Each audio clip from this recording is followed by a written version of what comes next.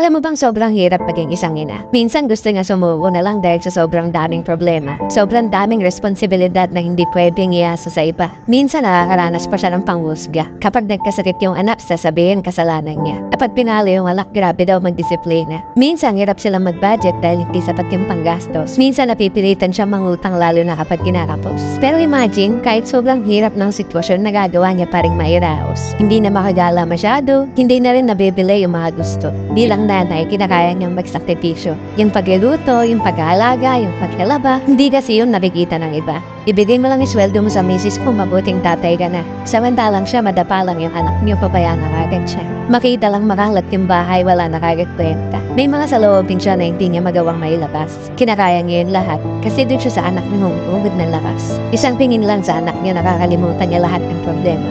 Nakakapagod maging isang ina. Pero kahit suko na siya, hindi siya pwedeng magpahinga.